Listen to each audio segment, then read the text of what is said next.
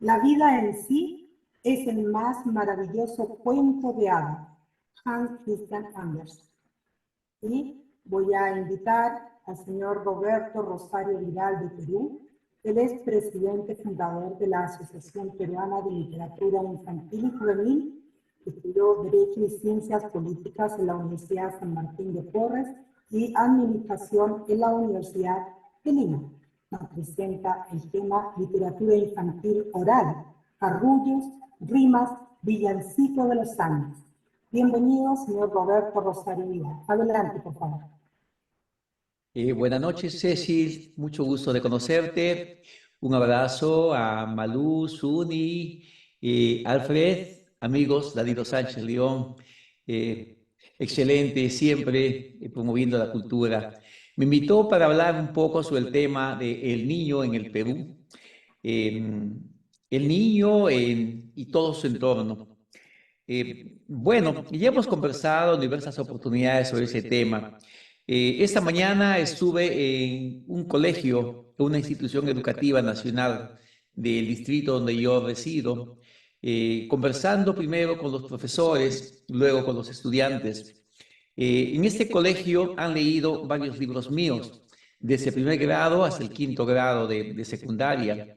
Y una estudiante de un año avanzado me decía, veo que casi todos los libros que usted ha publicado o aquellos que nos ha traído al colegio tratan sobre alguna experiencia de vida que usted ha tenido en diversas etapas de su vida. Le digo, sí, tiene razón.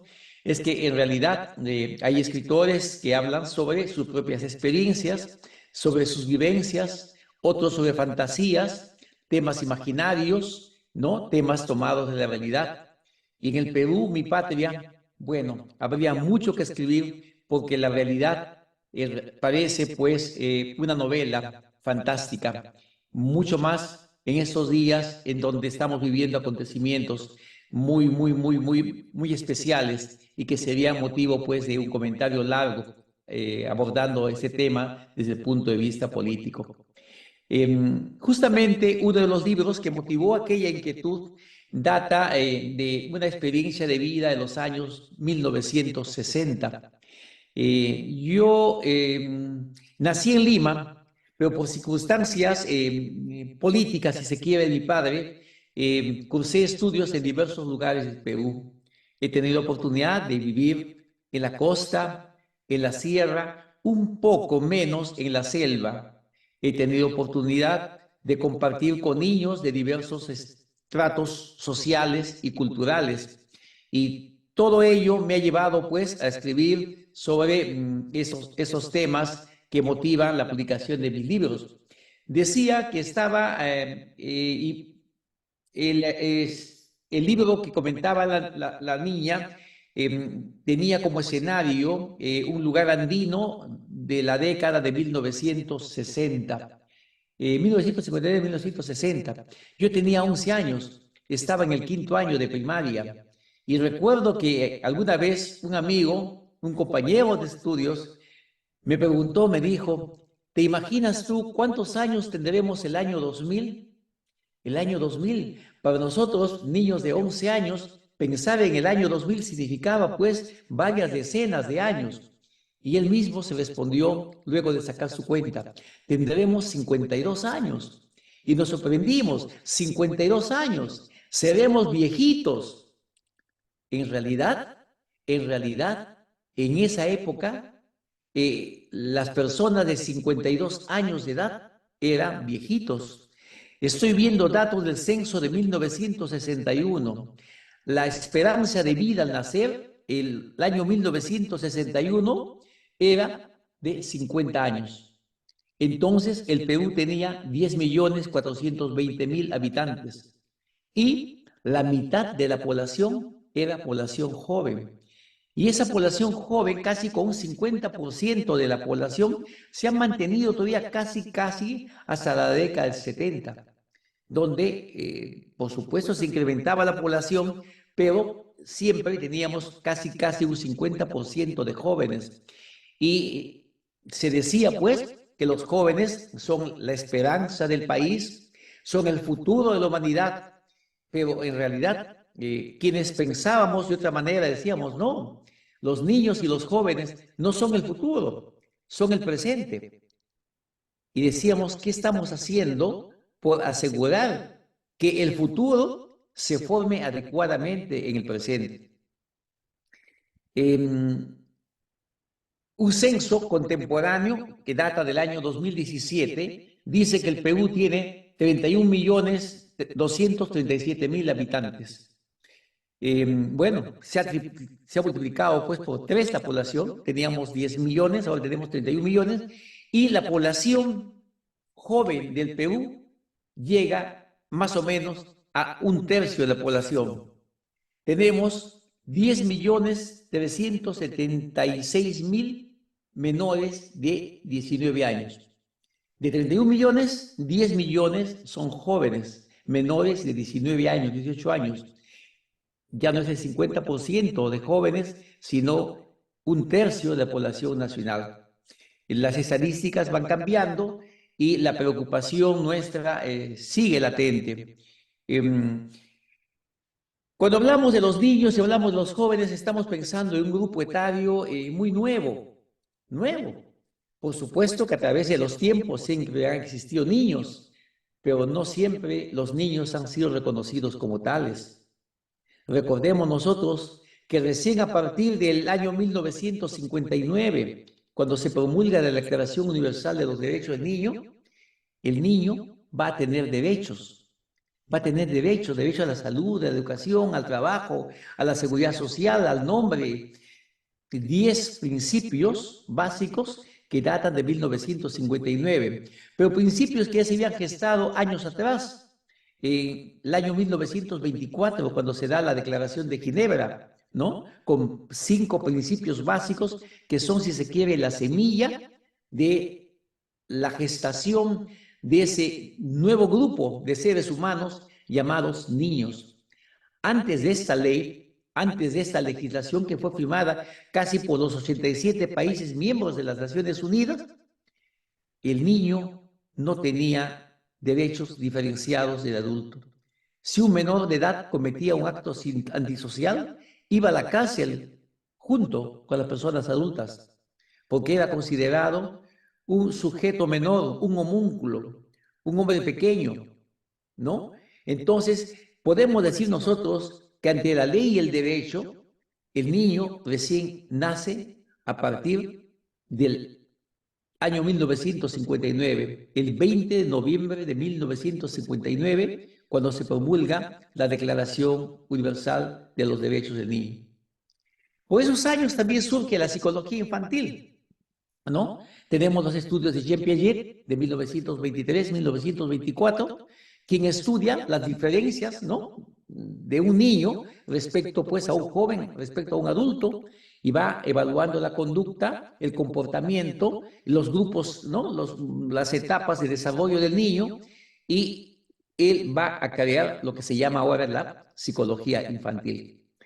En el Perú, lo que respecta a la literatura, ¿no?, tenemos un libro que se llama Juguetes, no sé si se puede ver. Juguetes es el primer libro de cuentos para niños publicado expresamente pensando en los niños del Perú. Año 1929. 1929. ¿Qué coincidencia? 1923, 1924, ¿no? Se comienza a trabajar sobre la psicología infantil, nace la Declaración de Ginebra, y se comienza a pensar que los niños existen y que tienen derechos a la salud, educación y también, por supuesto, a la cultura. En el Perú, y veo que también en algunos países de América, no todos, por supuesto, por esos años, por esas décadas, comienzan a publicarse libros expresamente pensando en la población infantil. Algunos me pueden decir, no, pero si existían los cuentos, clásicos de literatura infantil. Sabemos que ellos no escribieron para los niños, eran estudiosos, ¿no?, que recopilaron los mitos, tradiciones y leyendas de los pueblos europeos y publicaban esas tradiciones para adultos, y a falta de obras para niños, hicieron algunas adaptaciones. Hay una escritora cubana muy crítica y muy aguda, se llama Alga Marina Elizagaray, quien decía que a falta de libros para niños, los niños han tenido que nutrirse literariamente con la migaja, con las migajas de la literatura de los adultos. Y eso es cierto. Bueno, por supuesto tenemos en el siglo XVIII Hans Christian Andersen, que es uno de los creadores, pioneros de la literatura infantil con esos cuentos, ¿no? Que son clásicos y de muy reconocida calidad en todo el mundo. Pero en nuestra América, al menos en mi país, en el Perú, como les muestro, el primer libro de cuentos que se publica en el Perú, expresamente para el destinatario niños, data de 1929. Y no solamente cuentos, sino también poesía. 1938, Rayuelo, poemario del poeta Abraham Arias Larreta. Es el primer poemario que yo reconozco publicado expresamente para los niños. Hay autores que hablan de otros autores, ¿no? Pero para mí, Arias Larreta es el primer escritor que escribe y publica un libro para niños, 1938. Hablan de Luis Valle Goicoechea, que publicó poemas muy bonitos, por supuesto, en 1932, pero se publicaron posteriormente, pero él no pensó en los niños. Son poemas muy tiernos, muy bellos, que los niños, algunos niños los han hecho suyos, pero no es un escritor que haya escrito expresamente pensando en los niños.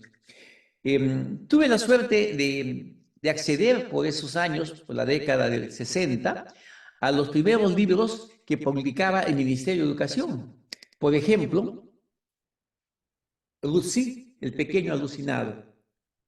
Es un bello libro, un libro pionero, si se quiere, de la literatura infantil peruana, de la autora Carlota Carvalho Núñez, publicado en el año 1957.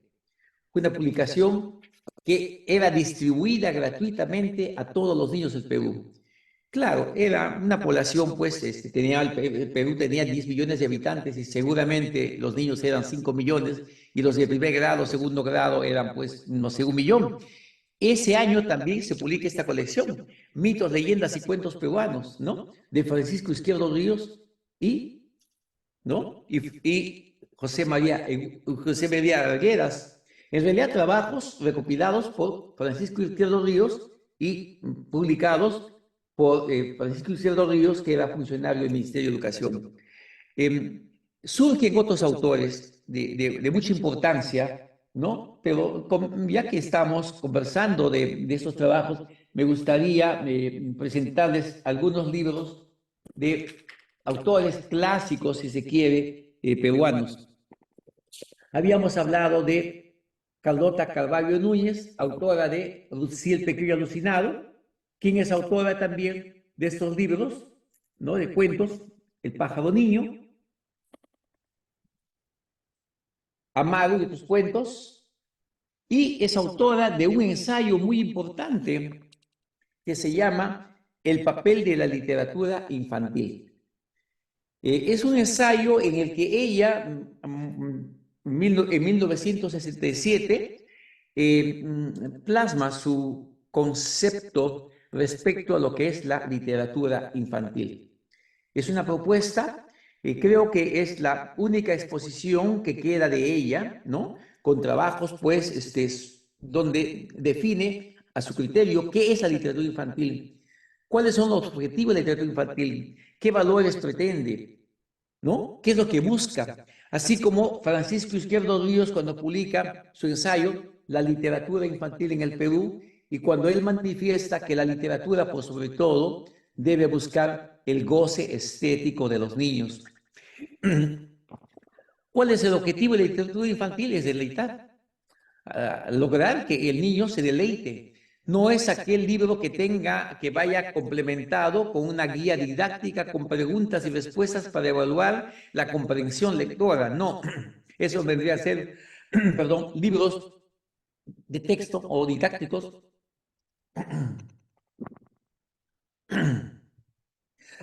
que no es lo más recomendable para niños. Bueno, posteriormente encontramos trabajos de Rosa Serna Guardia, ¿no? El hombre de paja, Los días de carbón. Una escritora ancashina, ¿no? Que publica sus trabajos casi de manera contemporánea con Francisco Izquierdo Ríos y Carlota Carvalho de Núñez, que son, a nuestro criterio, los escritores pioneros, si se quiere, los propulsores de la literatura infantil peruana.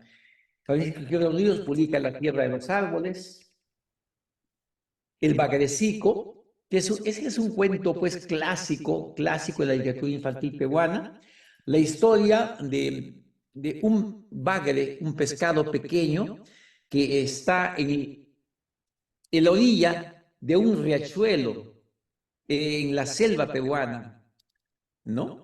Se le acerca un bagre pequeño, un bagre tierno y le dice, abuelo, ¿tú has llegado al mar? ¿Conoces el mar? Y el bagre le contesta, sí, le dice, yo conozco el mar. Y el bagrecito pequeño, motivado por esta experiencia, decide hacer la aventura del bagre viejo y comienza a remontar el riachuelo pequeño, otro río más grande y otro más grande, y llega al Amazonas y finalmente, luego de superar infinidad de peripecias, estar expuesto inclusive a ser comido por pescados mayores, llega al mar. Y cuando vuelve a su pueblo, ocurre aquel diálogo que él presenció o en el que él participó cuando era un bagre pequeño, y se le acerca otro pececito y le dice, abuelo, ¿es cierto que tú conoces el mar? Y cuando conversaba con el autor, porque tuve la oportunidad de ser amigo de Francisco de Izquierdo Ríos, durante muchos años compartimos esa amistad, él me decía orgulloso, ese bagre soy yo. Pancho Izquierdo Ríos, como le llamábamos cariñosamente, se puede decir que era el maestro, o fue el maestro, de muchos escritores que a partir de la década del 70 comenzamos a escribir para niños. Él también es autor de este libro Pueblo y Bosque, la novela El Gregorillo, El papagayo, el amigo de los niños, y de ese ensayo que les he mostrado, que es tan hermoso.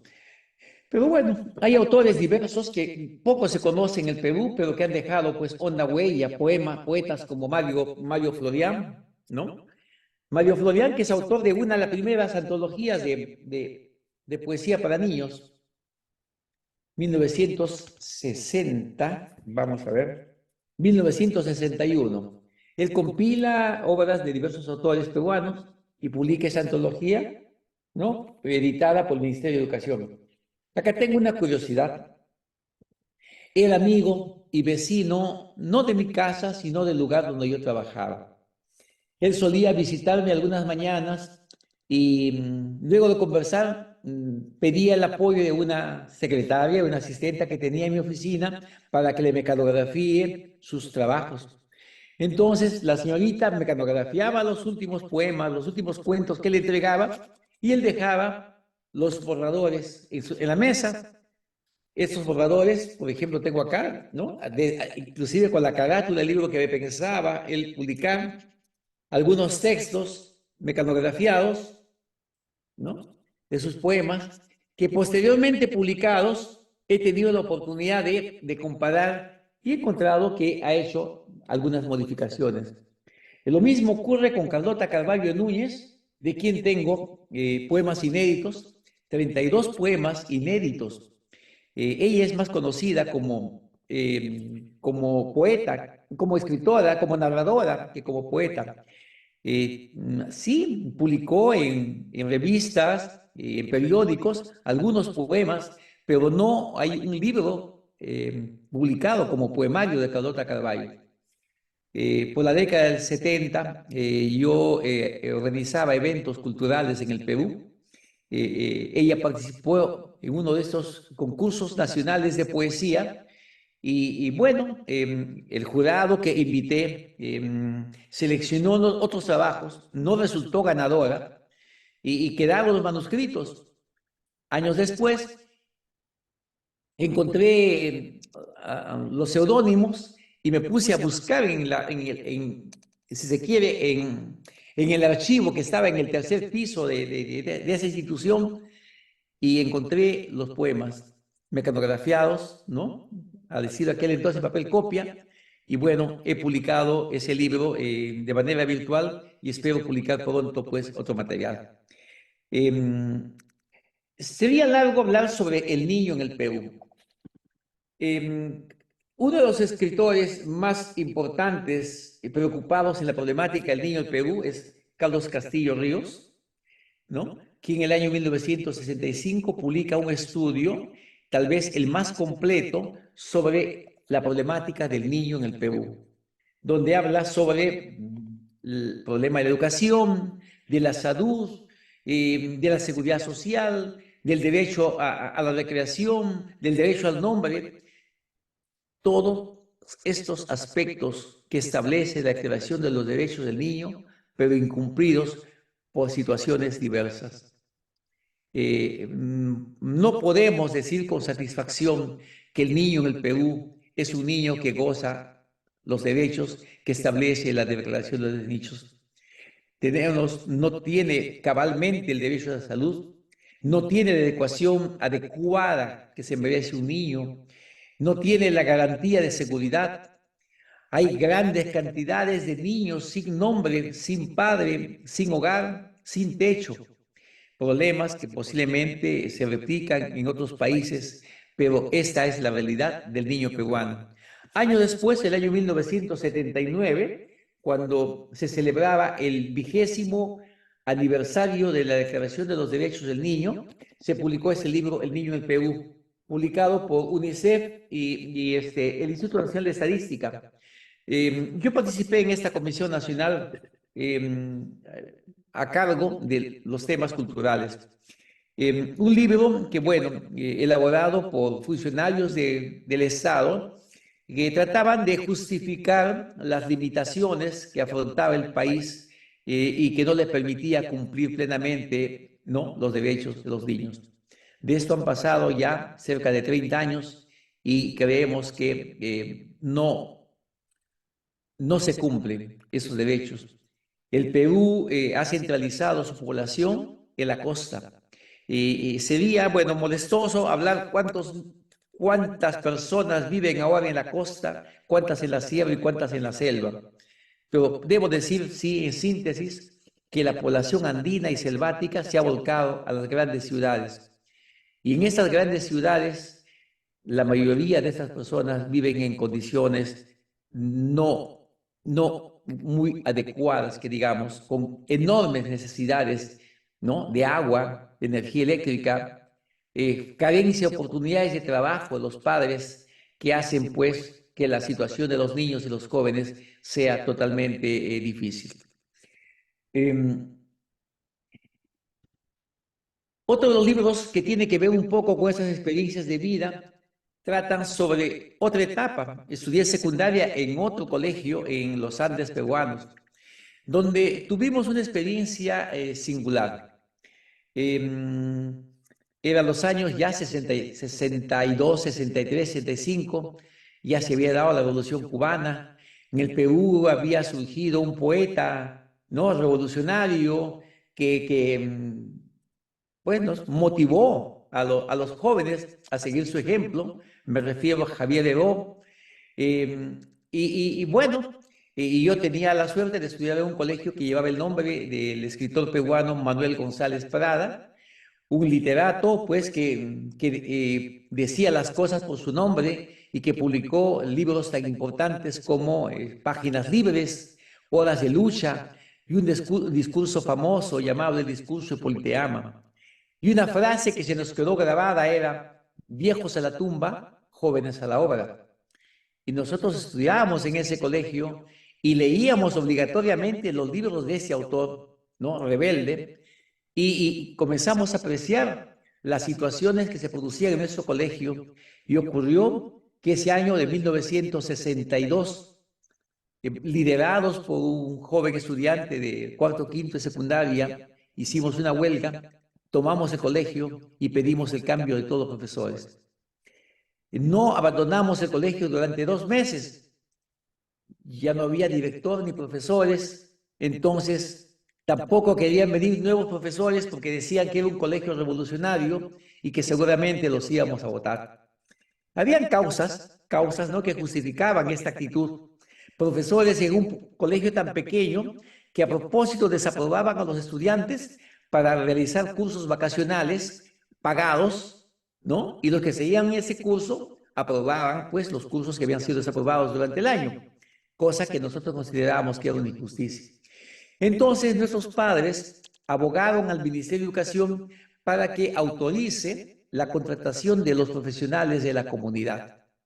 Es así como contrataron al director del hospital, un médico, ya tenía 50, 60 años, doctor José Morales Cribillero, me acuerdo el nombre, a la químico farmacéutica del lugar, que era una señora llamada doña Julia Agüero Reves, a un médico, no sé qué especialidad, un doctor Ramírez, para que nos enseñe física, un odontólogo, Bernardino Pase, para que nos enseñe química, un abogado que nos enseñe letras, y llegó un estudiante que era pues de la Universidad de San Marcos, que estudiaba, no recuerdo si historia o algún curso por el estilo, y ella comenzó a enseñarnos historia. Una época interesante. Antes de hablar del tema literario, quiero contarles la experiencia, por ejemplo, respecto a las clases que dictaba el médico. Una sola clase vino a dictarnos al colegio, pero la primera hora eran 2 horas de clase, y en la primera hora le llamaron al hospital porque había una emergencia. Así que nos dijo, el próximo lunes, porque todo lunes nos tocaba clases, voy a dictarles en el hospital. Los alumnos vengan al hospital a recibir mi clase. Bueno, y el médico tenía un esqueleto humano, nos dividió en grupos y nos dijo, a ver, este grupo va a estudiar el esqueleto humano y otro grupo les dio otras tareas. Yo estuve en el grupo que tenía que estudiar el esqueleto humano y nos dijo, a ver, estudien, éramos 5 muchachos, la columna vertebral, ¿ya? ¿Y dónde consultamos? Ahí hay unos libros, se llaman libros de medicina, un vademécum un médico, investiguen. Y bueno, comenzamos pues a maniobrar, tocar las vértebras y no ver las partes y cosas por el estilo. Y buscábamos en el libro, comenzamos a investigar, miren, no había pues computadoras, no había, eran libros que teníamos que ver y él era muy exigente. Como le habían formado como médico, él quería formarnos nosotros como estudiantes. Una exigencia tremenda para muchachos de segundo año de media. Y bueno, es así como aprendimos que la columna vertebral tiene tantas vértebras, 7 cervicales, 12 dorsales, 5 lumbares, 5 sacras, 4 coxígeas. Y de memoria sabíamos esto y cuáles son los huesos planos, cuáles son los huesos largos, y tarso, metatarso, dedos, ¿no? Resulta que cuando vamos al examen, nos dice, bueno, pues eso lo saben todos. ¿Cómo se llama la primera vértebra? Aquella sobre la que descansa la silla turca del hueso estenoides, que es la base del cráneo. Miren, eso lo estudié hace 60 años. No me olvido. ¿Por qué? Porque he maniobrado el esqueleto. He analizado vértebra por vértebra. He preguntado, he leído. Aquello que se mira, que se escucha, que se ve, que se palpa, no se olvida jamás. El profesor de física, igualmente, nos pidió que llevemos algunos elementos, traigan alambres, traigan fierros, traigan cables de luz, traigan pilas, y así hicimos un electroimán y vimos que la corriente pasada por sobre un cable de acero quedaba imantado, y si se pasaba por un fierro de hierro dulce, no. Y bueno, experimentamos el de química igualmente, y la profesora de historia, ¿no?, que nos hablaba pues sobre arqueología, creo que estudiaba arqueología, trajo un librito de poemas de César Vallejo. El año 1960, 61, 62, nuestro bate nacional César Vallejo no tenía la difusión que tiene ahora. No era tan conocido como es ahora. No era tan leído, sus obras todavía no llegaban. Y era un libro muy modesto con una carátula prácticamente de cartulina, y comenzamos a leer los poemas. Quedamos prendados con los poemas de César Vallejo. Yo me aprendí cerca de 20 poemas. y cada uno de mis amigos y de mis amigas igualmente. Aprendimos los poemas y el profesor de literatura, que era el abogado, que era amante de la música, nos enseñó a interpretar verso por verso y luego hacer los gestos y la mímica necesaria para acompañar estos poemas. Nos ayudó a escoger la música adecuada, el fondo que teníamos que poner para declamar los poemas. Yo recuerdo que escogí, bueno, Ágape, con música de fondo de Liszt, y tuvimos que hacer una escenografía para cada poema. Entonces las limitaciones eran tremendas, había bolsas con las que venían los costales de azúcar, pegando con engrudo, 3, 4 bolsas, hacíamos un escenario y con pintura, con anilina, ¿no? Pintábamos algún paisaje, hacíamos un fondo, no tan hermoso como esos escenarios que han presentado los niños que acaban de declamar los poemas, esos niños del Ecuador que han declamado tan bellos poemas, trabajos artesanales, y cada uno hacía su escenografía para la presentación de un poema. Hicimos un telón de fondo y un telón de boca que en pocos segundos se podía voltear el fondo y entraba otro declamador. En mi pueblo, que era un pueblo pequeño, cada mes se realizaban veladas, teatro musicales, literarios musicales. Y aquella oportunidad solamente fue un recital de poemas de César Vallejo. Inolvidable, que mereció aplausos, y fuimos invitados a otros pueblos llevando la poesía de César Vallejo. Miren, experiencias que realizábamos éramos niños, teníamos 13 años, 14 años, ¿no? Y creo que los más motivados y los más interesados éramos los niños. La educación ha cambiado, se han dado en el Perú muchas leyes.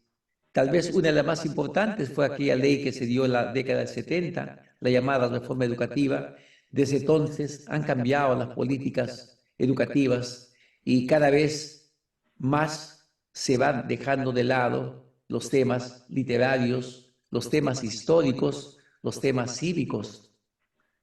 Don Roberto, tiempo cumplido, 1 minuto para despedirse, por favor. Muchas gracias. Muchas gracias porque me han permitido hacer esta catarsis, recordar escenas de mi infancia relacionadas con la literatura y con la problemática del niño del Perú. Agradezco a mi amigo Danilo Sánchez León, con quien fundamos la Asociación Peruana de Literatura Infantil el año 1984 y que desde entonces cada año realizamos un encuentro nacional en algún lugar del Perú. Este año vamos a realizar el 43º Encuentro Nacional de Literatura Infantil en la ciudad del Cusco. Esperamos contar con la asistencia de alguno de ustedes. Muchas gracias. Muchas gracias por su asistencia.